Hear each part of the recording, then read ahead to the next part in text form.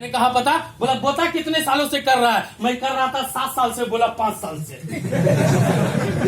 5 साल से कर रहा हूँ। बोला अच्छा 5 साल से कर रहा है तो एक सवाल का मेरा जवाब दे ईमानदारी से। मैंने बोला 5 साल तूने सेल्समैनिंग का वर्क किया या कुछ भी किया? 5 साल तूने लगातार स्ट्रगल किया, 5 साल तूने लगातार मेहनत किया, 5 साल तूने अपना काम जो तुम्हारा 100% था वो 100 में 100% तूने किया। 5 साल तक तूने लगातार स्ट्रगल किया। ये 5 सालों के दौरान तूने कितने बड़े झंडे गाड़े, इसका रिजल्ट तुझसे बेहतर कोई नहीं जानता।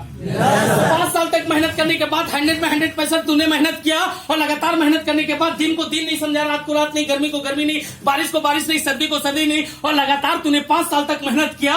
5 साल मेहनत किया, सुबह का खाना शाम को, शाम का खाना रात को, रात का खाना दिन में, इस तरह से करके तूने 5 साल तक स्ट्रगल किया।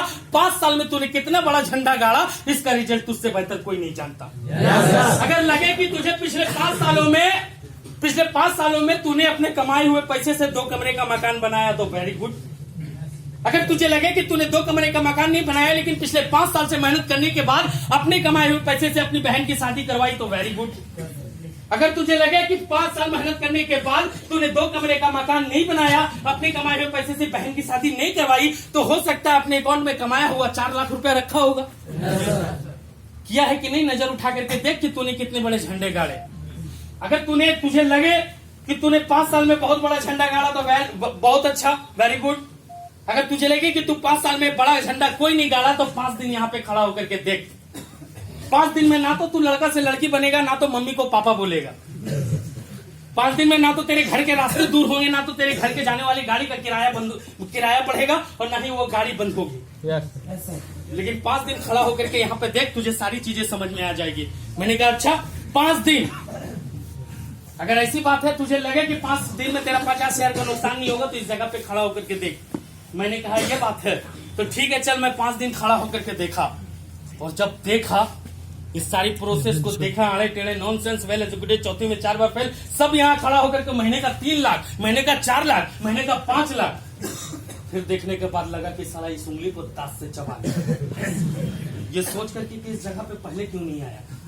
अगर इस जगह पे आज से 6 महीना पहले आ गया होता तो अपने अंदर की कॉन्फिडेंस खुद इंसान को पता होता है। यस और नो? पे लगने लगा कि साला अगर 4 महीना 5 महीना 6 महीना पहले हो गया होता तो इस जगह पे अपने आप को आरडी और डीडी बना करके खड़ा कर लिया होता। यस और नो? तो सारी चीजों को देखा तो मन में ये तय आई कि कोई बात नहीं, दिल्ली जाने वाली ट्रेन थी, जिसने 2 दिन पहले सवार हुआ वो दिल्ली पहुंचे। 2 दिन बाद मैं सवार हुआ हूँ, 2 दिन लगेगा लेकिन पहुंचूंगा जरूर। लेकिन दिल्ली पहुंचने के लिए जब आप ट्रेन पे बैठे हो तो सबसे पहले आपके जेब में टिकट होना चाहिए। टिकट होना चाहिए या नहीं होना चाहिए? टिकट होना चाहिए। और ये टिकट क्या है पता है? आपका अपना विश्वास, ये आपका टिकट है। अगर इस टिकट को लेकर के यदि आप बैठते हो तो विश्वास अगर जेब में रहेगा तो कॉन्फिडेंस के साथ बैठोगे। और टिकट नहीं होगी ना तो टीटी का डर से अगर वो बोगी में होगा तो इसी बोगी में खड़ा होकर के तुम ताक झांक करोगे, सीट भी छोड़ दोगे अपना। अब पता चला कि इधर टीटी इधर दिखा तो क्या आप टॉयलेट के अंदर दिखे। अब एक ही टॉयलेट में 5 को घुसा हुआ, गेट खोल बे, आ रहे हट दे। तो ये टिकट कॉन्फिडेंस का अपनी जेब में रखना। टीटी भी आएगा ना तो कॉन्फिडेंस के साथ बैठे हुए होंगे। यस और नो? ये विश्वास का टिकट आपका खुद का है। अगर आप इसको अपनी जेब में रखते हो तभी आप 0 से हीरो बन जाओगे। हमारी बात समझ में? हम कहते हैं ना बांग्ला में, तो मैं अभी दुर्गापुर जोन में रहता हूँ, थोड़ी बहुत बांग्ला सीख गया हूँ तो ज्यादा कुछ नहीं समझ में आई। वहाँ पे एक ही चीज समझ में आई कि लोके जो ने हाथ ताली दिले कोनो लाभ नहीं। औरों के लिए ताली बजाने से कोई फायदा नहीं है। कर जाओ कुछ ऐसा कि दुनिया बनना चाहे आपके जैसा। यस और नो? दोस्त आपकी बारी है। सबसे बड़ी चीज है कि यहाँ अपने आप को अपनी कीमत पहचानने की। अगर मैं अपनी बात करूँ तो आपको मैंने पहले बताया कि पड़ोसी से कर्ज लेकर के इस जगह पे आया, और इस जगह पे आने के बाद मैं खड़ा हुआ और आज आपके सामने भी खड़ा हूँ। हमारी बात समझ में? अभी कमाल सर को आप लोग जानते ही होंगे। अभी मेरा CD लेवल का वो फोटो दिखा रहा था, क्या समझे?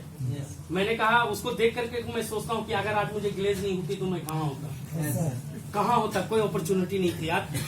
खुशकिस्मत हो आप सब या हम सब किस रास्ते पे इस सिस्टम को आज हम लोग फॉलो करने के लिए खड़े हैं। Yes sir. अगर हम आज फॉलो कर रहे हैं तो यकीनन कल या परसों अपने आप को RTTT रूप में देखेंगे ही देखेंगे। सबसे बड़ी चीज है आप खुशकिस्मत हो कि कम से कम यहाँ तो फाइट कर रहे हो। वो लोगों का क्या होगा जो आपको बताने पर भी नहीं सुना है, सोच करके देखिए। आज मेरा खुद का भाई 5 साल गवर्नमेंट जॉब करने के बाद 2 लाख समथिंग रुपया वो पेड कर करके वहां से रिजाइन दे रहा है। 2 लाख कुछ रुपया पेड कर करके वहां से रिजाइन दे रहा है और हमारी कंपनी को ज्वाइन कर रहा है। आज मैं अपने घर की बात करूं तो मेरे घर में जितने भी लोग निगेटिव थे, मैंने कहा ना कि बहुत गुमान था उनको, तो जितने भी लोग निगेटिव थे आज सब पॉजिटिव में कन्वर्ट हो चुके हैं और आज मेरे घर से कम 23-24 लोग ज्वाइन कर चुके हैं। ये 2 महीने का असर है, 2 से 3 महीने का। जहां मैंने घर पे हाथ लगाया और घर को उठाया तो आज लोग घर को ऐसे देखते हैं। पूरी मोहल्ले में सबसे बड़ी घर है, माशाल्लाह पूरी मोहल्ले में सबसे बड़ा घर है, आज लोग ऐसे देखते हैं। कभी मेरा वही घर था कि रात को बारिश हो जाती थी तो घर पे माँ और सिस्टर सो नहीं पाती थी। वो झोपड़ी नुमा आज घर था और आज वही घर को लोग हंस रहे थे। लोग कह रहे थे कि पता नहीं बेटा क्या कर रहा है। अरे जब कहने का मतलब ऐसी परिस्थिति है तो कहने का मतलब है कम से कम घर को बनाना चाहिए। कहाँ पे काम कर रहा है, क्या करता है, कुछ पता ही नहीं चलता है। मैंने कहा बेटा इंतजार कर, तुझे तो मैं दिखाऊंगा, तुझे तो मैं दिखाऊंगा। अरे तेरा ध्यान किधर है, मोइन खान इधर है।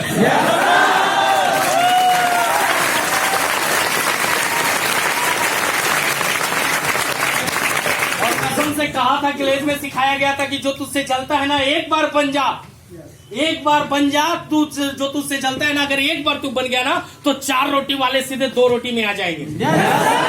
भूख बंद हो जाएगी, भूख। और एक बार मैं बन क्या किया, 4 रोटी वाले 2 रोटी में नहीं आए। यकीन मानिए कसम से खटिया पकड़ लिया।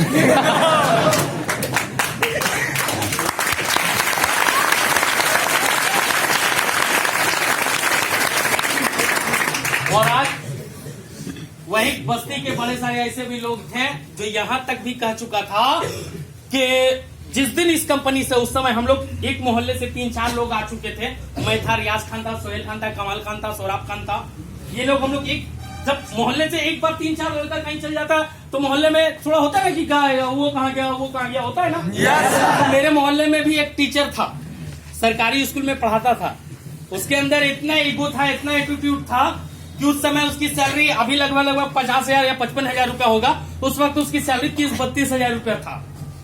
तो उसके अंदर इतनी एटीट्यूड थी कि जब लोग 10,000 कमाने वाला उसके सामने खड़ा होते तो ऐसे देखते, क्या रे अगले टेढ़ा बच जाता था। वही व्यक्ति कहता था कि कहने का मतलब है कि जिस दिन वो उस कंपनी से ये लोग 1,000 रुपया कमा लेगा उस दिन मोच मुड़ा करके घूमूंगा, मोच। हम लोगों ने सब्र किया, हम लोगों ने सब्र किया और आज इस रोल पे आ गए हैं कि आपको पता है रियाज खान क्या है, मोइन खान क्या है, पता है। अभी रियाज सर ने करेटा गाड़ी लिया है, देखा है आप लोगों ने, देखा है ना। आज वो इंसान की सांस फूली हुई रहती है। और ये 4 दिन की पहले की मैं आपको घटना बता रहा हूँ, 1 सप्ताह पहले की। यही मेरा CRPF का भाई जो रिजाइन दे करके घर पे बैठा हुआ था, वो अभी ऑलरेडी SD बनने जा रहा है, ठीक है। तो कहने का मतलब है उसी लड़के के पास आकर के कह रहा था कि सोच रहा था ये नौकरी वाला है, इसीलिए उसके पास कह रहा है कि अब मैं यहाँ पे नहीं रहूंगा, सोच रहा हूँ अपनी घर को मैं बेच दूं। आज से 7 साल पहले उन्होंने घर बनाया। तो वो टीचर जो कहता था कि 10 रुपया कमाएगा, वही कहता था कि सोच रहा हूँ इस घर को मैं बेच दूं। तो मेरा भाई जो CRPF का जवान था बोला आपका घर का कीमत कितना है? बोला कीमत तो मेरा लागत बहुत लग गया था, इसलिए ज्यादा नहीं कीमत रखा हूँ 40 लाख रुपए। तो ऐसा कोई पार्टी मिलेगा इस जगह पे जो मेरे घर को खरीदे? तो मेरे भाई ने उसको जवाब दिया कि तेरा घर खरीदने वाला इस मोहल्ले में 2 ही व्यक्ति है। बोला कौन? बोला कौन? बोला एक मोइन खान और दूसरा रियाज खान।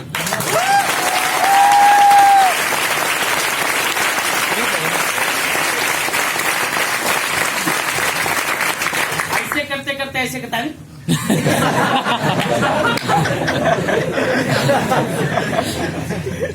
फिर जीव उसके अंदर नहीं गई, वो बाहर लगता है। बोलता कोची करता है वो, बोलता कोची करता है, अगर वहां चल गए तो वहीं का होकर के रह जाइए। बोला तूने जितनी जगह प्रॉपर्टी बनाया ना 5 साल में खरीद करके फेंक देगा, जितना तूने इतना दिन में मास्टरी कर करके जो तूने कमाया है वो खरीद कर कर फेंक देगा, क्योंकि मेरी सैलरी आज मार के चलो 58,000 रुपया, तो उन लोगों का 70,000 रुपया सिर्फ इनकम टैक्स भराता है एवरी मंथ। अब सोच कर करके देख लो। और जब बड़े सारे ऐसे लोग थे जो जलते थे ना, जब नीचे से ऊपर तक देखते, कसम से बता रहा हूँ, जब वो नीचे से ऊपर तक देखते हैं तो उसकी 3 चीजें एक साथ फटती है। मुंह, आंख, एक चीज नहीं बताऊंगा।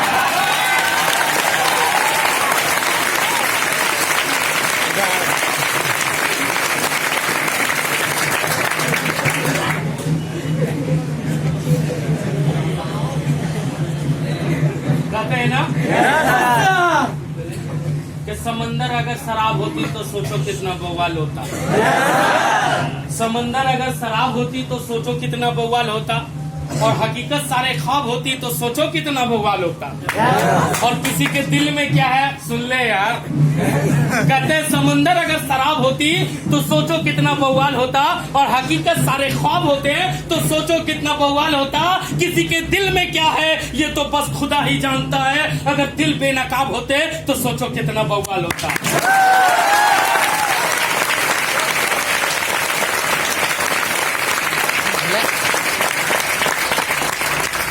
कि समंदर अगर शराब होते तो सोचो कितना बवाल होता।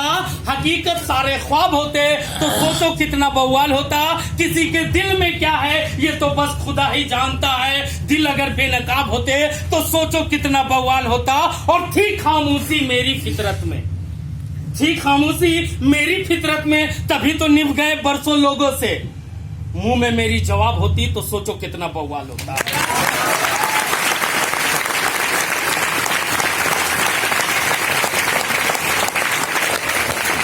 इम्पोर्टेंट वो होती है सबसे बड़ा चीज की वक्त का इंतजार करना। जवाब किसी को अभी मत देना। और जवाब देने की जरूरत नहीं। जिस दिन तेरे पड़ोसी के पेट में दर्द हुआ उस दिन तो समझ लेना कि दवा तू ही दिया है।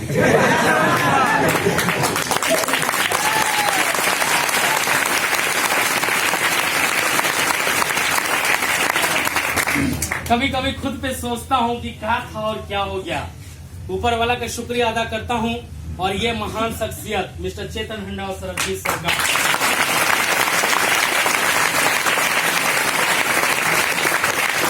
शख्सियत थी जिनको आप देख रहे हैं, ये 4-5 लोग जो देख रहे हैं आप भाई, इनको आप कितना भी इसका कहते सच्चाई तो ये है कि अगर पैर भी धो करके इनका पिया जाए तो इनका कर्जा नहीं वसूल कर सकता। यार आज की जनरेशन में कोई किसी को 5,000 का रास्ता नहीं दिया है। और इन लोगों ने तो एक आम इंसान को महीने का 5 लाख का रास्ता दिया है। तो कभी कभी सोचता हूँ कि यार क्या था। धन्यवाद देना चाहता हूँ ऐसी ग्रेट पर्सनैलिटी का जिन्होंने इतना अच्छा सिस्टम बनाया। और इस सिस्टम के बदौलत लाखों लोगों ने अपनी जिंदगी बदल डाली। लाखों लोगों ने अपनी जिंदगी बदल डाली। और अब पारी आपकी है। आप भी एक इंसान हो, अपने घर अपने परिवार का जिम्मेवार इंसान हो। सारी बात समझ में? और सबसे पहले आपको मैं एक ही चीज बताऊंगा कि आप अगर एक इंसान हो, अपने घर का जिम्मेवार शख्स हो, तो सबसे पहले अपनी कीमत पहचानो। कि कीमत क्या है ये पहचानो। होता क्या है कि एक इंसान के अंदर ये बात चुप जाती है, ये जानना चाहता है कि यार इंसान की कीमत क्या है। अभी मैंने कह करके किया ना कि इंसान की कीमत, अपनी कीमत पहचानो। तो इंसान के अंदर थॉट हो गई कि मैं कैसे पहचानूं कि मेरी कीमत क्या है। तो एक इंसान के अंदर ऐसी चाहत हो गई कि मैं कैसे जानूं कि इंसान की कीमत क्या है। तो वो उसके सवाल दिमाग में ये जवाब आएगा कि आखिर इंसान की कीमत क्या है। तो इसका ये जवाब पूछने लगा बड़े सारे लोगों से। तो बड़े सारे लोगों ने गाँव घर में पूछा तो उन्होंने उससे हाथ जोड़ दिया, भाई तेरे इस सवाल का मैं जवाब नहीं दे सकता। इंसान की कीमत क्या है तेरा ये सवाल का जवाब नहीं दे सकता। तू एक काम कर, उस पहाड़ी के पीछे चला जा। वहां पे एक आश्रम है। उस आश्रम में एक बाबा रहते हैं, संत जी रहते हैं, एक संत बाबा रहते हैं। उसके पास जाकर के पूछना, तेरे सवालों का वो जवाब जरूर दे देंगे। उस इंसान ने क्या किया, ठीक है अगर ऐसी बात है तो वो उस पहाड़ी के पीछे गया और उस बाबा की कुटिया तक पहुंचा जहां पे बाबा थे। उस बाबा की कुटिया के पास जाकर के दोनों हाथ को जोड़ करके खड़ा हो गया और पूछा कि बाबा मैं बहुत दूर से चल करके आपके पास आया हूँ, महाराज मैं आपके पास बहुत दूर से चल करके आया हूँ। बाबा ने पूछा कि आखिर क्या वजह है जो तू इतनी दूर पहाड़ियों पर चढ़ करके तू मुझसे मिलने आया है, आखिर वजह क्या है? बोला बाबा वजह तो एक ही जानना चाहता हूँ। बाबा ने पूछा कि बता कि क्या वजह जानना चाहता है? बोला बाबा बस एक ही चीज बता दो कि इंसान की कीमत क्या है, इंसान की इंसान की कीमत क्या है, इंसान की कीमत क्या है। बाबा ने कहा कि तू इंसान की कीमत, ये तो तेरा सवाल बहुत ही बहुत ही बड़ा तूने सवाल पूछ डाला और इसका जवाब मैं तुझे जरूर दूंगा, लेकिन एक काम कर, एक जवाब देने से पहले मैं तुझे एक बात बताता हूँ, मेरा एक समस्या का समाधान कर दे। उस व्यक्ति ने कहा कि बोलिए बाबा क्या क्या? तो बाबा ने कहा कि तू रुक, और वो अपनी कुटिया के अंदर गया और कुटिया से के अंदर से एक पोटली ले आया और उस पोटली के अंदर से एक पत्थर निकाल के उसको दिया और बोला कि ये पत्थर को तू ले जा, मार्केट में चला जा और जा करके इस पत्थर की कीमत पूछना, इस पत्थर को बेचना नहीं, इस पत्थर को कीमत पूछना, इस पत्थर को बेचना नहीं है, तो इस पत्थर को लेकर के आगे चला जा। उसने कहा ठीक है गुरुजी, अगर ऐसी बात है तो मैं आज शाम तक ही आपको रिपोर्ट देता हूँ। बाबा ने कहा ठीक है तू चला जा, और वो चला गया, उस पहाड़ी से नीचे उतरा, वो शहर के तरफ गया और शहर के तरफ ले जाने के बाद वो पूरी मार्केट में घूमना शुरू किया। और जैसे ही वो मार्केट के अंदर इन किया, उसने सोचा कि ये पत्थर है तो इसकी कीमत बाबा ने तय करने के लिए कहा। तो सबसे पहले वो क्या किया कि वो पत्थर को लेकर के चला जाता है, कि कहने का मतलब है एक फल के व्यापारी के पास में, और वहां पे जाकर के कहता है कि भाई मेरे पास एक पत्थर है, क्या तुम इस पत्थर को लोगे? उस फल के व्यापारी कहता है तेरे पास कौन सा पत्थर है, दिखा तो सही। उस इंसान ने अपनी पोटली से निकाल करके वो पत्थर दिखाता है। वो फल के व्यापारी कहता है तेरा पत्थर तो बड़ा चमकीला है, लेकिन मेरे किसी काम का नहीं, फिर भी मुझे ये पत्थर मुझे अच्छे लग रहे, एक काम कर तू ये पत्थर मुझे दे जा। बोला अगर तुम्हें दे दिया तो इसके बदले में तो कीमत क्या दोगे? बोला इसके बदले में 1 दर्जन संतरे ले जा। पत्थर को हाथ में लिया, तूने इस पत्थर की कीमत 1 दर्जन संतरे लगाया? बोला हाँ। बोला कोई बात नहीं, गुरुजी ने कहा है पत्थर को बेचना नहीं है। वो उसके लेकर के बड़बड़ाता हुआ चला गया। इस इंसान ने हजार यार ये कितने चमकीला पत्थर है यार, 1200 रुपया। वो लेकर के आगे चला गया, और वो लेकर के चलने के बाद वो सीधा जाता है, और आगे जाने के बाद जाता है एक सब्जी विक्रेता के पास जो सब्जी बेच रहा होता है, और उसके पास कहता है कि भाई साहब मेरे पास एक पत्थर है, क्या तुम इस पत्थर को लोगे? उस व्यक्ति ने कहा कि तेरे पास कौन सा पत्थर है, मुझे दिखा तो सही। उस व्यक्ति ने क्या किया कि अपनी पोटली से वो पत्थर को निकाल के दिखाया। वो इस तरह से दिखता, इस तरह से दिखता, कहता तेरा पत्थर तो बड़ा चमकीला है, लेकिन मेरे किसी काम का नहीं, फिर भी मुझे वजन करने का, बटकारे का काम आएगा। एक काम कर, ये पत्थर तू मुझे दे जा और बदले में मुझसे तू 5 केजी आलू ले जा। फिर इंसान पत्थर से 5 केजी आलू कैसे लोग यार, कोई लगाता है 1 दर्जन संतरा, कोई लगाता है। वो आगे चला जाता है, और आगे जाने के बाद वो पहुंच जाता है एक बनिए की दुकान पे। एक बनिए की दुकान पे पहुंच जाता है, जहाँ पे राशन बेच रहा होता है वो बनिया। उस बनिया के पास जाकर के कहता है कि मेरे पास एक पत्थर है, क्या तुम इस पत्थर को लोगे? वो बनिया ने कहता है कि कौन सा पत्थर है, दिखा तो सही। वो अपनी पोटली से निकाल करके पत्थर दिखाता है, कहता है यार तेरा पत्थर तो बड़ा चमकीला है, ये पत्थर तो मुझे दे जा। वो इंसान कहता है कि इस पत्थर को तो मैं तुझे दे दूंगा, लेकिन इसके बदले में तू मुझे क्या देगा? बोला इसके बदले में एक काम कर, तू मुझसे 1 महीने का राशन ले जा। फिर इंसान पत्थर लेता है कि यार ये क्या है? कोई इस पत्थर की कीमत लगाता है 1 दर्जन संतरा, कोई इस पत्थर की कीमत लगाता है 5 केजी आलू, और कोई इस पत्थर की कीमत लगाता है 1 महीने का राशन।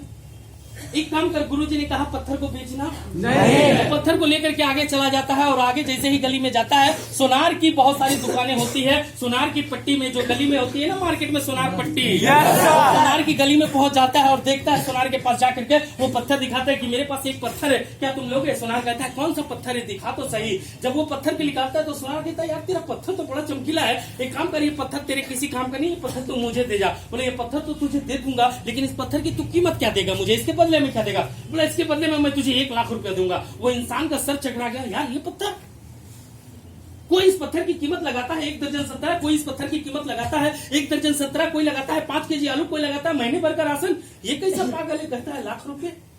कोई बात नहीं, गुरुजी ने कहा है पत्थर को बेचना नहीं है, और पत्थर को लेकर के आगे चला जाता है। उसे समझ में नहीं आता कि कोई पत्थर की कीमत 1 दर्जन संतरा, कोई लगाता है 5 केजी आलू, कोई लगाता है 1 महीने का राशन। एक पागल तो महीने का लाख रुपए, इसका एक पत्थर का लाख रुपए लगा रहा है, आखिर इस पत्थर की कीमत क्या है? वो कुछ नहीं समझ में आता है, और वो पत्थर को कपड़े में डाल करके फिर आगे चला जाता है। आगे जाते जाते उसको फिर मिलते हैं एक डायमंड के व्यापारी, और उस डायमंड के व्यापारी ने उससे कहता है कि यह पत्थर मेरे पास एक पत्थर है, तू लेगा? वो डायमंड का व्यापारी कहता है कि तेरे पास कौन सा पत्थर है, दिखा तो सही। उस इंसान ने जैसे उस पत्थर को निकाल करके दिखाता है, वो देखता है ये पत्थर देख करके उसकी आंखें चमक जाती है और कहता है कि तू कहाँ से लाया ये बेशकीमती पत्थर? अरे ये पत्थर तेरे किसी काम का नहीं, ये पत्थर तू मुझे दे जा और इसके बदले में मुझसे 10 लाख रुपए ले जा। वो उस इंसान का सर चकरा जाता है कि कोई इस पत्थर की कीमत लगाता है 1 दर्जन संतरा, कोई लगाता है 5 केजी आलू, कोई लगाता है 1 महीने का राशन, कोई लगाता है 1 लाख रुपए और कोई लगाता है 10 लाख रुपए। आखिर इस पत्थर की कीमत क्या है? उसके हाथ से पत्थर ले जाता है और कहता है कि नहीं, ये पत्थर मुझे जल्दी दो। और वो पत्थर लेकर के पोटली में लेकर के दौड़ते हुए गुरुजी के आश्रम पर जाता है और गुरुजी की चरणों में जाकर के गिर जाता है और कहता है महाराज, मैं सुबह से लेकर के शाम तक घूरता आया। कोई लगाता है इस पत्थर की कीमत 1 दर्जन संतरा, कोई लगाता है इस पत्थर की कीमत 5 केजी आलू और कोई लगाता है महीने भर का राशन, और कोई तो लगाता है इस पत्थर की 1 लाख रुपए और कोई तो पागल इसकी कीमत लगाता है 10 लाख रुपए। आखिर गुरुजी आप ही बताओ इस पत्थर की कीमत क्या है? बोला सुन शिष्य, मैं तुझे एक बात बताऊं, तूने मुझसे मॉर्निंग में एक सवाल पूछा था कि आखिर इंसान की कीमत क्या है और इसलिए मैंने तुझे बाजार भेजा।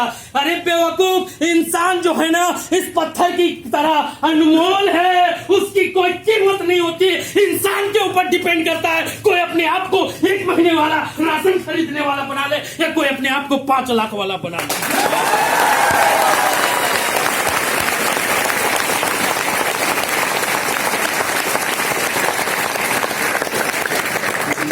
आज बड़े सारे इंसान आपको दिखेंगे घर में महीने का राशन उठा लेता है। बड़े सारे लोग ऐसे भी दिखते हैं जो सब्जी की जिम्मेवारी ले लेता है, सब्जी मैं लाऊंगा। बड़े सारे ऐसे भी लोग दिखते हैं जो 5 केजी आलू ही लेकर के सिर्फ आता है। और बड़े सारे ऐसे लोग होते हैं जो घर पे भी घर बनाता है। आपकी कीमत क्या है आप खुद तय करो। आपकी कीमत क्या है आप खुद तय करो। आप नजर उठा करके देखो, अगर आपके पास कोई ऐसा रास्ता है जो महीने का लाख दे तो बहुत अच्छा, और नहीं तो इस जगह को मजबूत तरीके से पकड़ और अपने आप से कमिटमेंट कर कि कल तक आंख वाला अंधा था, ऐसी कोई रास्ते नहीं देखी, लेकिन आज आंख भी है, रास्ता भी है, आज छोड़ूंगा नहीं। आज चाहिए तो चाहिए तो अपने आप को यहाँ पे बना करके दिखाइए और अपने आप को कर्म कर करके दिखाइए और कुछ ऐसा कीजिए कि आपको भी आप पे गर्व हो और लोग आपके जैसा बनना चाहे। Are you ready? Are you ready? आपको और एक चीज में, छोटी सी चीज मैं बता देना चाहूंगा, ध्यान रखना इस चीज को। बता दूं? बता दूं? रियलिटी चीज है, आप इसको बेहतर तरीके से गौर से समझना। आपने पिक्चर तो देखा होगा आप लोगों ने, बड़े सारे आप पिक्चर देखते होंगे, उस पिक्चर पे स्टोरी अधिकांश में बड़ी सारे ऐसे पिक्चर मुझे मिला। सपोज कहने का मतलब है, मैं बता देता हूँ, एक गोविंदा का पिक्चर था जिसका पिक्चर का नाम था नसीब। दूसरा एक सुनील शेट्टी अक्षय कुमार की पिक्चर थी जिसका नाम था धड़कन। उस पिक्चर की स्टोरी कुछ ऐसी थी, गोविंदा की जो नसीब थी उसकी कुछ स्टोरी ऐसी थी कि एक लड़की होती है जो एक अमीर बाप की बेटी होती है और वो एक गरीब लड़के से प्यार कर बैठती है। एक गरीब लड़का एक अमीर बाप की बेटी से प्यार कर बैठता है। अब उन लोगों का प्यार धीरे धीरे परवान चढ़ता है। परवान चलते चलते चलते चलते लड़की एक दिन उससे कहती है कि अब हमारा यूं छुप छुप के मिलना ठीक नहीं है। लड़का पूछता है तो बोलो क्या किया जाए? तो लड़की कहती है कि बहुत जल्दी अब हम लोगों को शादी कर लेनी चाहिए। तो बोला कि भाई मैं तैयार हूं, मैंने कब मना किया शादी करने से? तो बोला एक काम करो, इसके लिए ऐसा इतना आसान नहीं है, तुम्हें मेरे पापा से मिल करके मेरा हाथ मांगना होगा। लड़का कहता